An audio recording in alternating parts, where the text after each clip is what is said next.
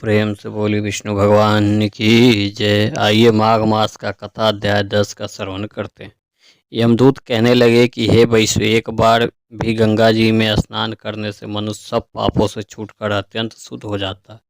जो मनुष्य गंगा जी को दूसरे तीर्थ के समान समझता है वह अवश्य नरक में जाता है। भगवान के चरणों से उत्पन्न हुई गंगा जी के पवित्र जल को श्री शिव जी अपने मस्तक में धारण करते हैं। वह ब्रह्मा जो संदेह रहित प्रकृति से अलग है और निर्गुण है, ब्रह्मांड में उसकी समानता किसी से हो सकती है। गंगा जी का नाम हजारों योजन दूर से ही लेने वाला नरक में नहीं जाता, इसलिए मनुष्य को अवश्य में गंगा में स्नान करना चाहिए।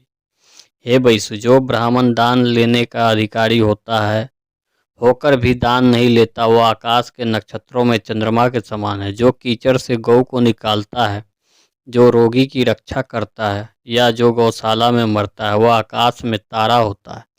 प्राण नियमान करने वाला मनुष्य सदैव उत्तम गति को प्राप्त होते हैं। प्रातः के समय स्नान के पश्चात जो 16 प्राणायाम करते हैं वह घोर पापों से बच जाते हैं। जो प्राय स्त्री को माता समान मानते हैं वह यम की यातना को नहीं भोगते। जो मन से भी कभी पर स्त्री का चिंतन नहीं करता वह दोनों लोकों को अपने अधीन करता है।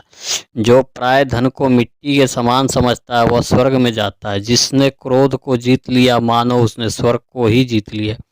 जो माता पिता की सेवा देवता तुल्य करता है वह यम द्वार नहीं देखता, और जो गुरु की सेवा करते हैं वह ब्रह्मलोक को प्राप्त होते हैं।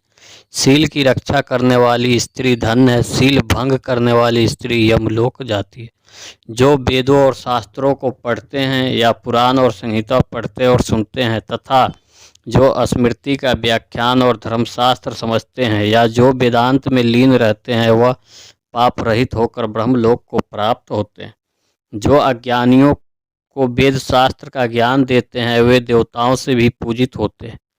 यमदूत ने कहा कि वैश्व श्रेष्ठ, यमराज ने हमको वही आज्ञा दे रखी है कि तुम किसी वैष्णव को मेरे पास मत लाना। हे वैश्व, पापी लोग को इस संसार रूपी नरक को पार करने के लिए भगवान की भक्ति के सिवाय दूसरा और कोई उपाय नहीं।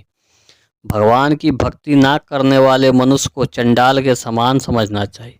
भगवान के भक्त अपने माता पिता दोनों के कुलों को तार देते हैं और उनको नरक में नहीं रहने देते। और जो मनुष्य वैष्णव का भोजन कराते हैं वे भी भगवान की कृपा से श्रेष्ठ गति को प्राप्त होते हैं। बुद्धिमान को सदैव वैष्णव का अन्न खाना चाहिए, इससे बुद्धि पवित्र होकर मनुष्य पाप नहीं करता। गोविंदाय नमः इस मंत्र का जाप करता हुआ जो मनुष्य मृत्यु को प्राप्त होता है वह परम धाम को प्राप्त होता है, इसमें कोई संदेह नहीं है।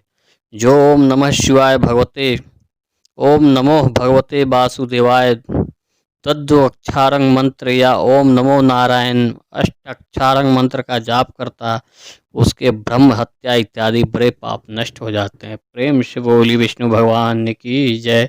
10वां अध्याय है संपूर्ण।